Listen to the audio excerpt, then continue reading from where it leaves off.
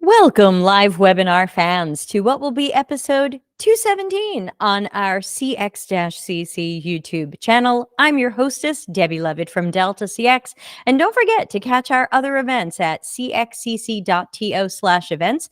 Some of them will be in Google Meet. Some of them are live on YouTube. So always check what we're doing and where it is. Also, we've got a Patreon. Thank you so much to our Patreon members, both our free members and our paid members. We've got lots of free members, so we absolutely welcome you joining in whatever way is best for you. But thanks to those who are paying, which helps support the channel and the content. So you can check it out at patreon.com/CXCC. And with that, today's episode is me reading an article that I put out on Medium probably a month or so ago now.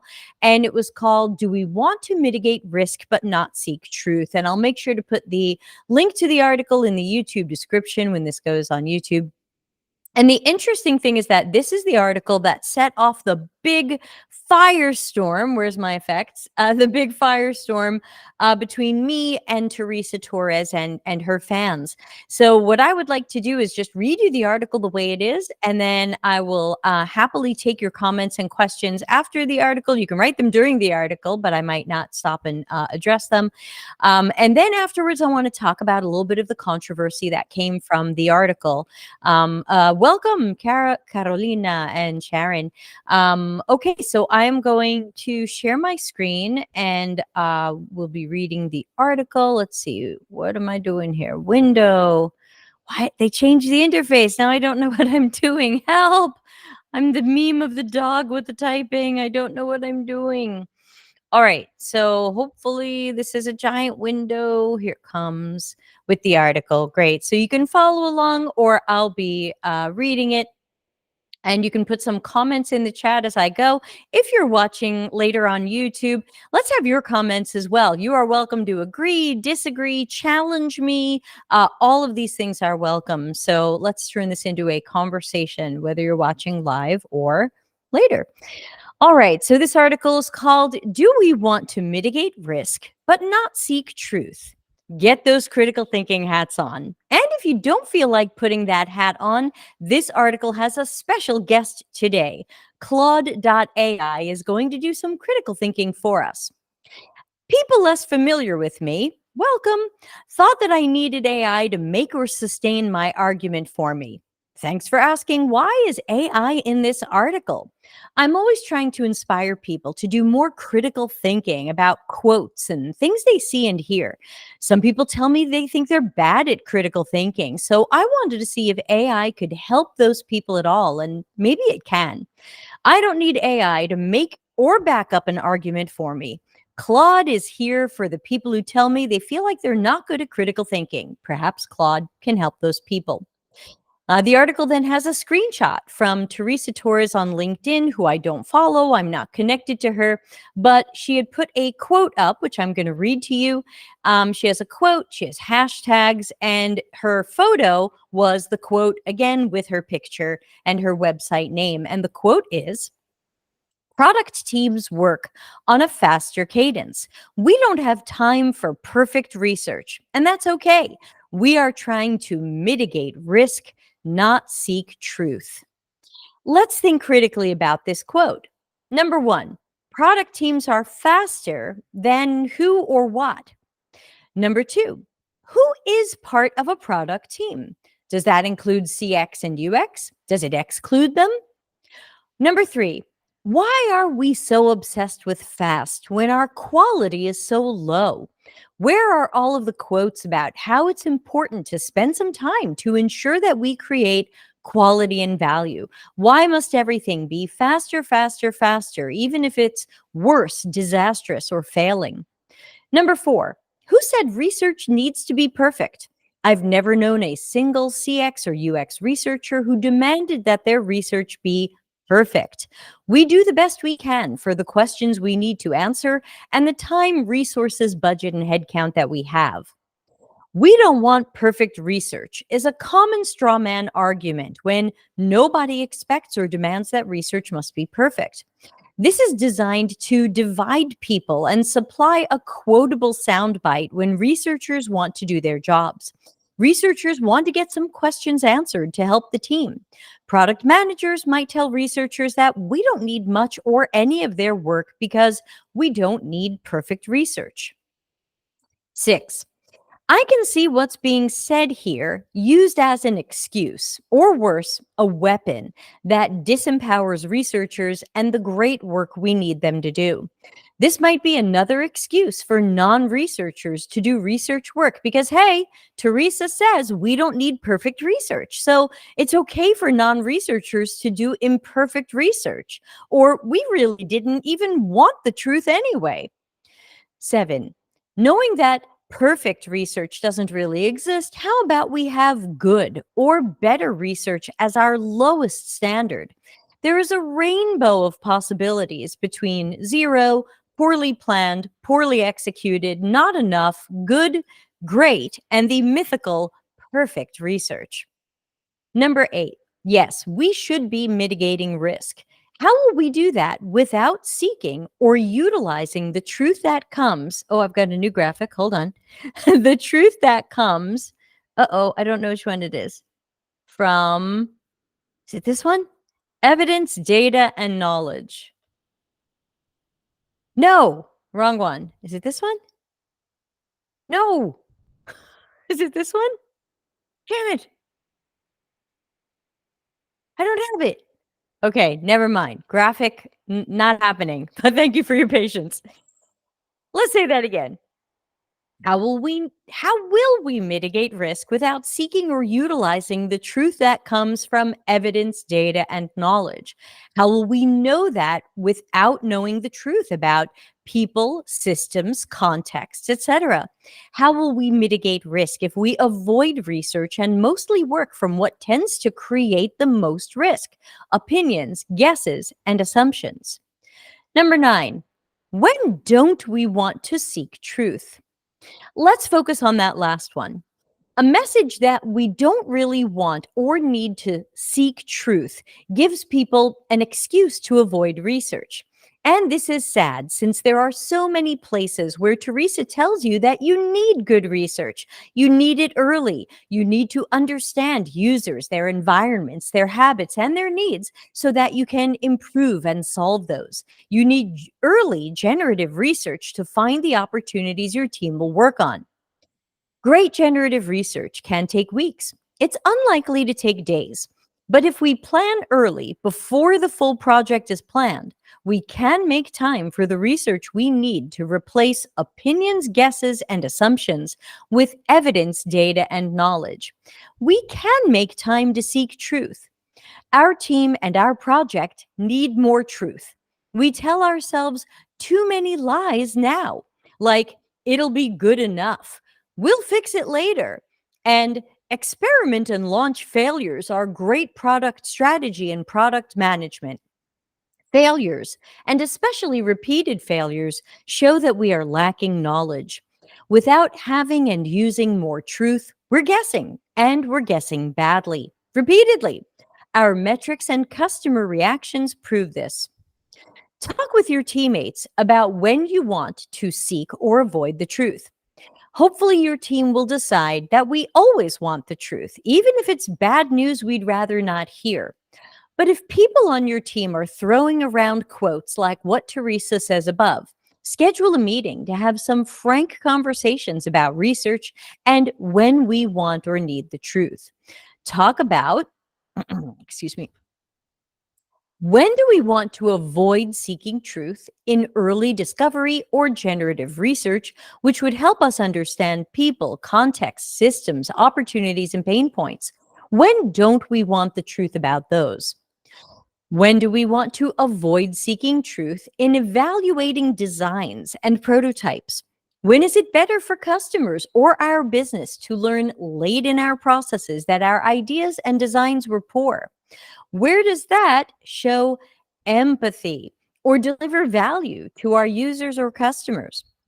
When do we want to go into a project or initiative uninformed, working from opinions, guesses, and assumptions?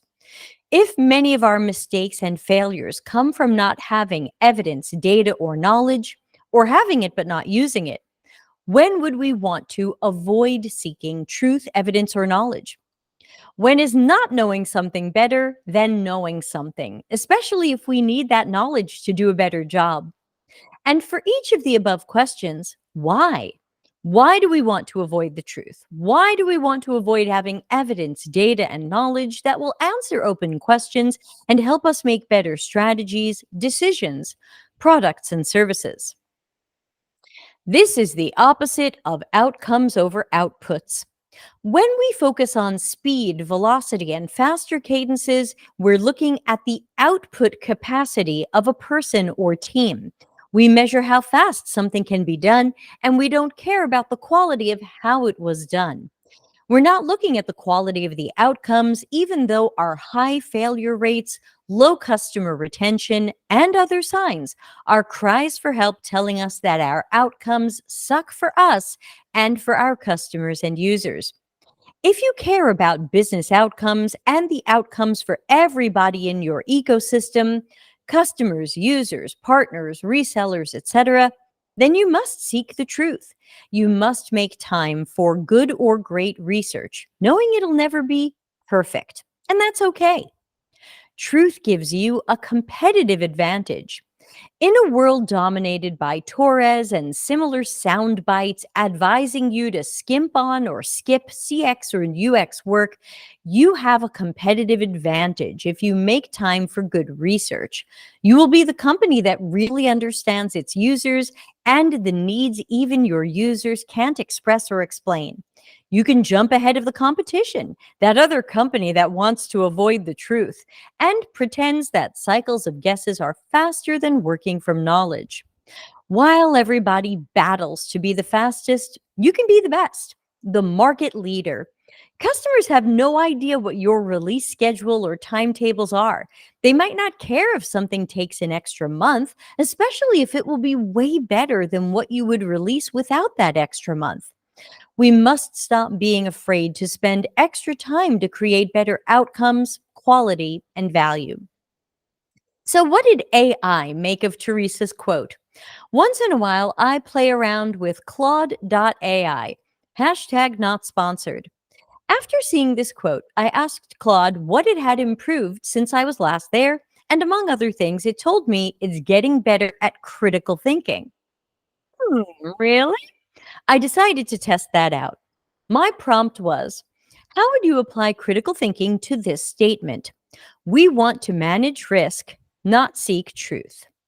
Claude's response, interesting statement. I would critically analyze it from multiple lenses. Note, I wrote the word incorrectly. I meant to say mitigate risk. I said manage risk.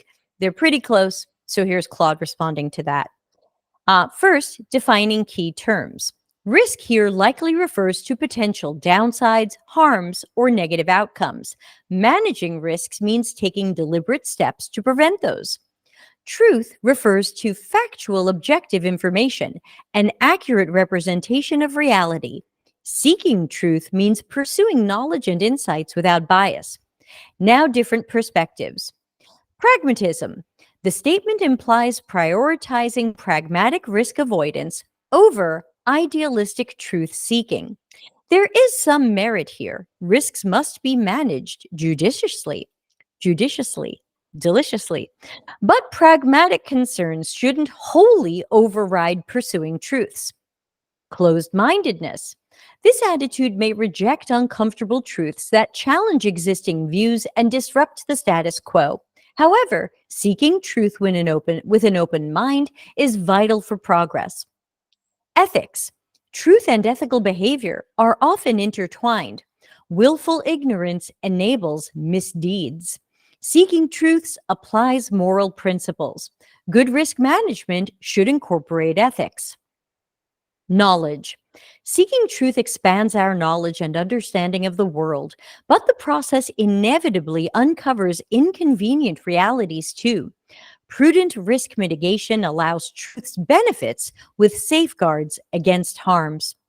In essence, this statement sets up a false dichotomy between managing risks and seeking truths. In reality, we need a thoughtful balance of both. Unbridled truth pursuit creates hazards, but excessive risk aversion breeds ignorance. We must apply wisdom, ethics, and pragmatism to realize truth's benefits while governing its risks. What are your thoughts? I just did a critical analysis. Would be great to have a conversation about my approach here and explore this interesting statement further. My thoughts? Claude did a great job. That was all from Claude.ai. So I told it so. Prompt: I think you did a lovely job. The original statement is bullshit. Claude's response: Thanks. I'm glad you think my critical analysis was sound. I agree that the original statement is quite questionable and probably intended as rhetoric rather than wisdom. Dismissing truth seeking outright in favor of risk avoidance serves to justify confirmation bias, covering mistakes, stagnating progress, and even enabling unethical behaviors. It's ultimately self defeating. Truth and knowledge represent high ideals that humanity always strives towards, despite risks, with ethical safeguards in place.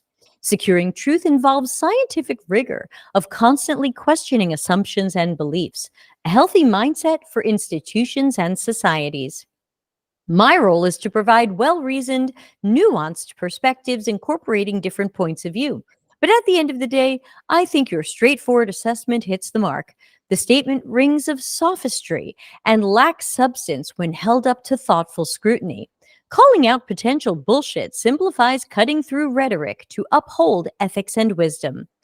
And in case you also needed a definition of sophistry, the use of clever but false arguments, especially with the intention of deceiving. And that is the article. So I would love to hear anybody's responses, thoughts, disagreements, challenges. And then I also want to talk a little bit about some of the firestorm it created with Teresa Torres and the product management community. Sounds like Maureen wants to ask a question. Again, you're welcome to ask questions through the chat. If you want to type it or you don't want your voice on the YouTube where this recording will be later. So, Maureen, you've unmuted. What's up? What are you thinking? First, I just want to say your dissection of Teresa's statement was amazing. Oh, and Claude did a great job too. I was surprised. And that's the second part of what I wanted to say. I barely touched AI just for images. Okay, so this is new to me, and I know it's all the rage and whatnot, and so I'm always interested in what you have to say. And I found it very interesting that, how do I say this? Claude was diplomatic in the first answer, responded to your bullshit quote, and then gave what, let's say, maybe everybody in this collection would think is a more realistic view. But do you think it's possible that it did that because it grasped your sentiment? Yeah, I have found now I don't use AI nearly zero. I limit my AI to some use of Claude as I'm recording this in February 2024. That might change. I use only Claude, so I don't use other AI tools. Some might be better or worse. And usually I ask Claude for to see what it thinks will do with critical thinking. My article today that I published on Medium had some Claude in it. I asked it a question that another person on LinkedIn had suggested, which was put a job description into AI and ask it how many jobs it is.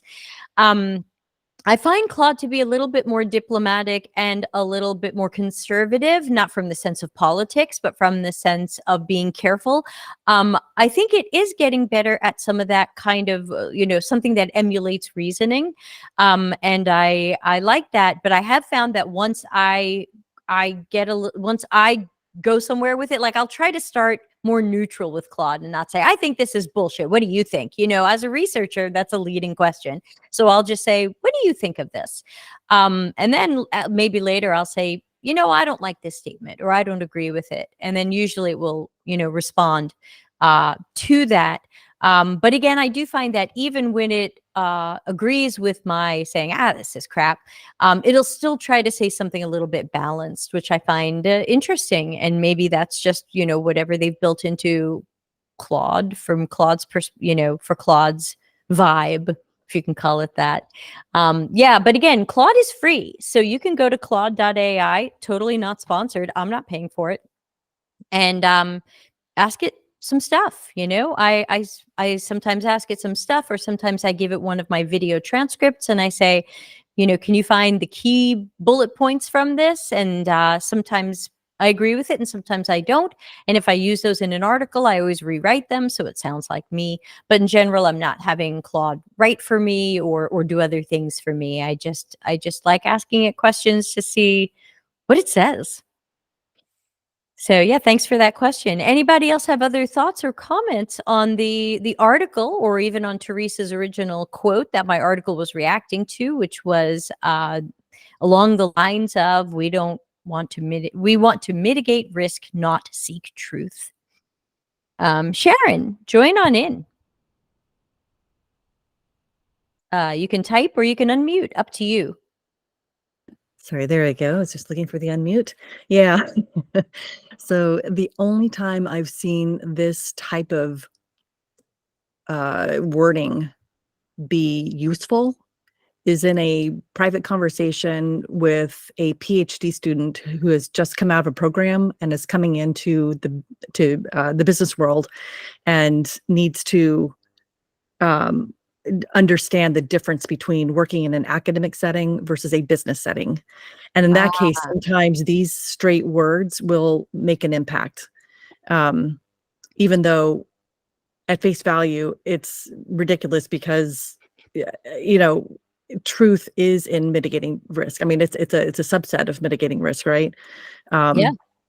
And what I hear from you and in this article is, I think, something that a lot of us encounter, which is the opposite sentiment, and why these words can be dangerous, Right. because of that overriding sentiment out there of, let's just rush it through. Let's just, like, there's no time, bottom line. Yeah. So totally get that.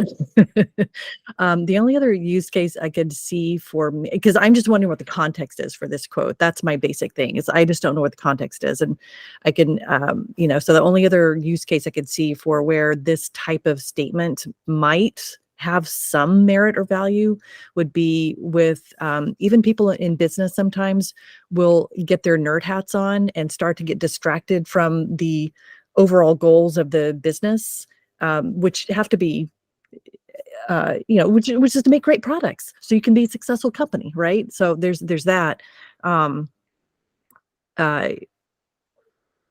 But if you have a backlog, when research gets to be really exciting and fun for people and they see the results, then everybody gets these questions at the end of the meeting. There's, oh, we wonder about this, we wonder about that. It's like, can you do all that research? And then as a researcher, you actually have to mitigate that, say, I'm going to do the most important research possible here. And that is based on, making great products that are going to do well in the marketplace, right? And so sometimes some of these curiosity questions have to be cut out. And so maybe if those are considered truth seeking, I don't know. But again, I think that terminology is misleading for sure.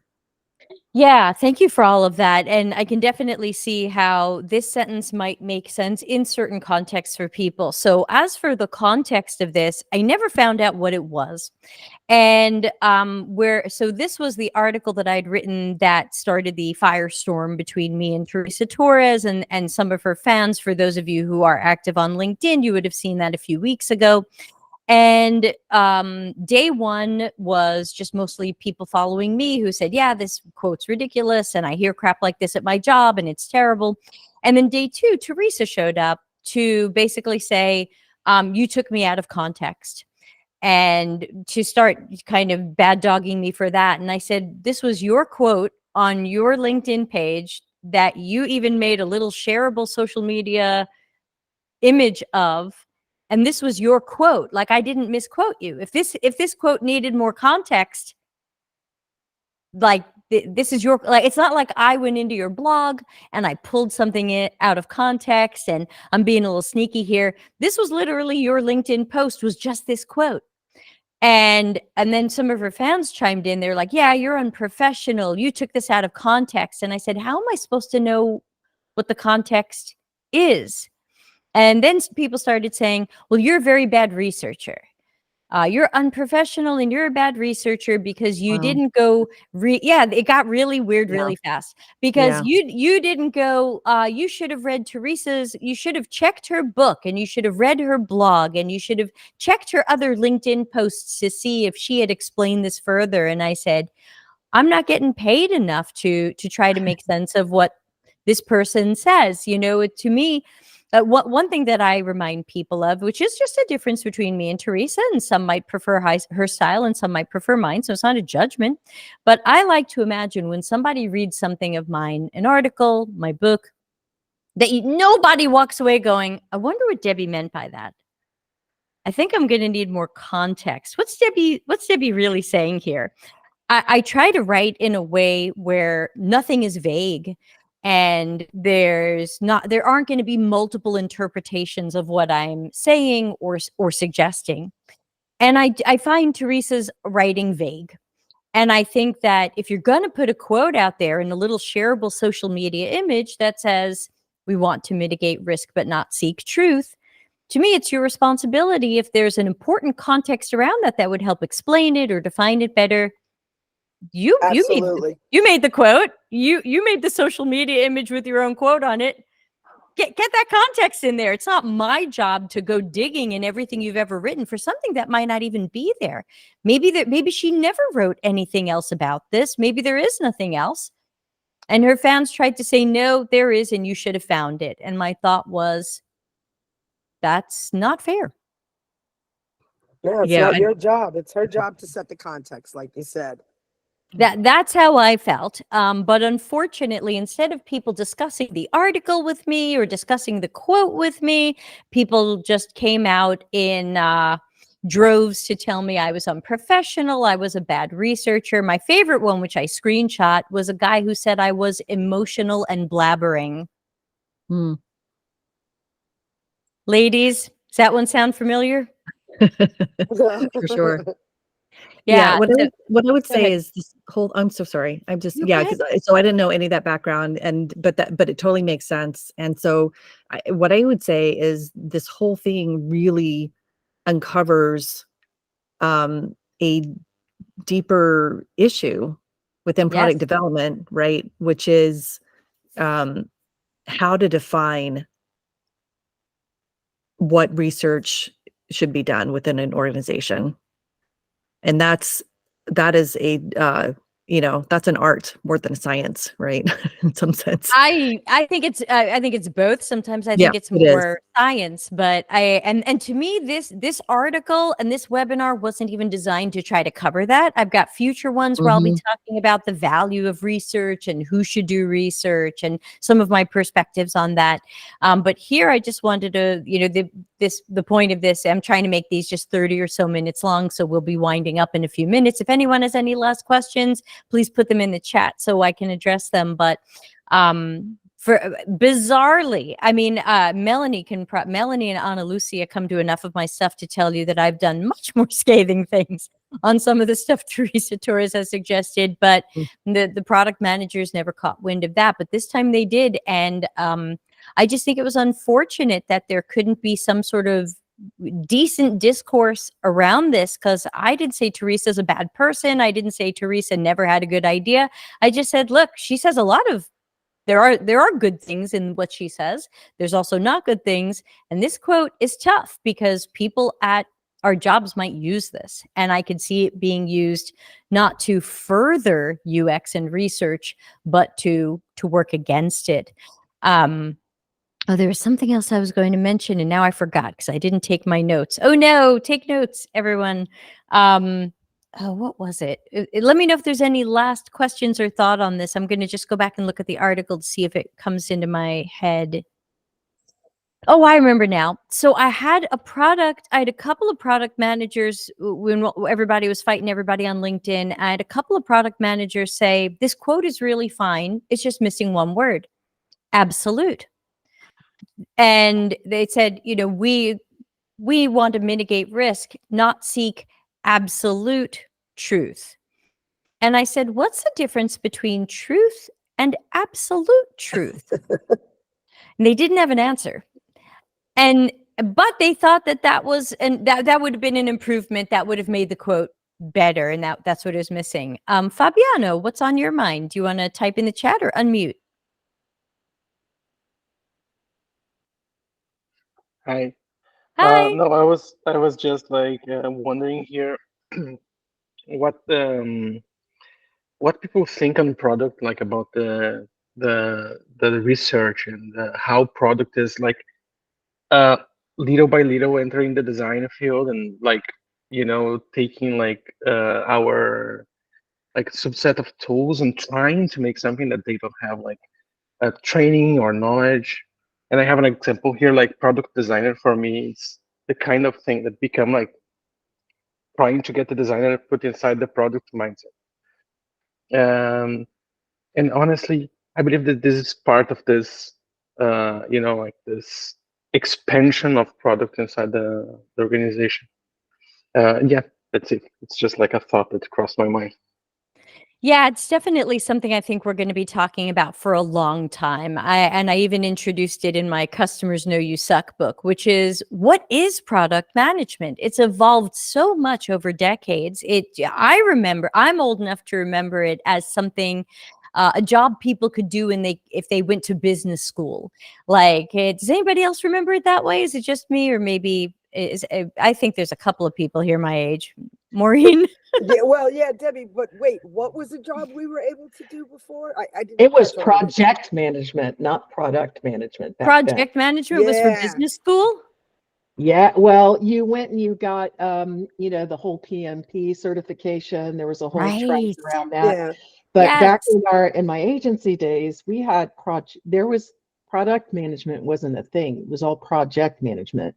And the Right. difference, I think what's been going on now is in project managers were basically seen as babysitters, right? You make a bunch of Gantt charts and try to make sure things are delivered on time and on budget. And even back, I even remember at that time there was kind of an overlap between project managers and account managers, where account managers were more on the strategic side of things, and project managers were really about just making sure things got delivered and keeping timelines. Yeah. And then I think with the product manager, it seems like that the product manager has kind of initially taken the project manager and the account manager and rolled that all up into one thing. But there's less project management now. And I wonder if that has to do with the rise of this whole agile and Scrum Master. Maybe the Scrum Master is the new project manager. I don't know. Yeah, and again, this is definitely a conversation for another webinar, since I was trying to keep these shorter. But Sorry. Fabiano, you're totally right. No, look, this is something we're all dying to talk about. It can't be covered very well in a half hour, but I do have more coming up in the next month or so. We're going to be looking at other articles and turning them into discussion. So again, I've got one on who should own research, who should do research, what's the immediate value of research. I want to be able to prove it's got immediate value, because it does. Hey, Yilmaz, good to see you here. Experiment and launch failures are great product strategy and product management. Yeah, I'm hearing that a lot, and we just did a previous episode on that. I wrote an article. It's going to be published tomorrow on LinkedIn and in my community. So if you follow, look for tomorrow's article about that. Yilmaz says, I feel like this and Teresa's thoughts come from two things. One, releasing a product would bring the only true feedback. And two, through frequent releases, you'll learn and improve in the long run.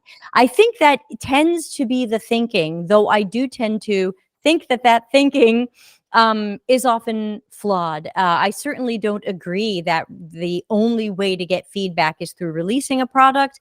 Those of us here live, and hopefully you watching on YouTube later, we know that through human-centered design, user-centered design, we can learn a lot and get real feedback way before engineers code. Yes, thank you for the glittering heart from Sharon. And through frequent releases, you'll learn and improve in the long run. I've been writing it into a bunch of my articles lately, a reminder that the more we have the cycle of guesses, and I'll just do a guess and I'll run an experiment, and ooh, the experiment didn't go well, I'll try another idea, I'll guess again. We say we're learning, but the only thing we learned was that last idea didn't work. A lot of times we don't even know why. So I think our learning is very limited. And I think that was in the article that I did last time, which was episode 215. I'd have to check. I'm losing track of my own numbers. I'm up to 217 already. Maureen says, agree. People don't realize MVP is not an excuse for putting out crap. That's right. It was never supposed to be. And MVP was, there's a lot of things MVP was and wasn't supposed to be, but yes. So I'll try to wrap up for today. Please remember, we've got a zillion of these scheduled. I've got, in some cases, 2 a week. We're going to be putting out a lot of content in the coming months. If you can't join live, don't worry about it. These always go first to my paid Patreon members for 2 weeks so that you get early access to them. And then later they go live on YouTube. So everybody has access to them. So again, please join the Patreon at the free or paid levels. Amy, we're just wrapping up. You're a little late, but it's good to see you. And let me just take a quick peek at the calendar and tell everybody what's coming up soon. Tomorrow is, of course, Q&A AMA, which we'll be doing at the later hour. Wednesday is a live webinar here in Google Meet with Thomas Wilson. Some of you might be familiar with him on LinkedIn. He has a background mostly in service design, and he'll just be talking about, he's not going to hopefully set the world on fire. We'll save that for another one, but he'll be talking more about what is service design for people who aren't sure. Friday will be critical thinking stream over on the other Delta CX YouTube channel. And oh my gosh, it's almost the end of February already. That's scary. Next Monday will be a webinar on UX startups starring Sharon, who's joining us today. She'll be one of our webinar guests next Monday, along with Ralph Dumeo, talking about doing UX in startup environments. Thank you, Sharon. Very honored. Thank you. I'm super excited. And then let's see, Wednesday, the 28th, we've got part 1 of our 2-part series that Dr. Giles Morrison helped us put together with some panelists who are going to talk about different aspects of UX and healthcare. February 28th, we'll be talking about behavior change. And March 6th, we'll be talking about healthcare and its commercialization. We have so many things planned. I'm telling you, I've got like at least 2 or 3 shows a week planned for you. Again, some of them will be on Google Meet, so check the events listing. Some will be live on the YouTube, so please subscribe. Ana Lucia says, I've been through that and it's painful. I was working with clients. I had no way to actually influence the product and be their voice. It was heartbreaking to watch the clients getting disappointed with the releases because it wasn't exactly what they needed or wanted. Everything needed several iterations to work as they needed, which is sad. Yeah, and sometimes the iterations don't get there because they're not close. So thanks to people who joined live, and thanks to people watching it later on the YouTube. And I hope I will see everybody again soon for another webinar. Check the events calendar. And now I will press the stop recording button. Please hold. Oops, and Fabiana raised hand. Sorry, let me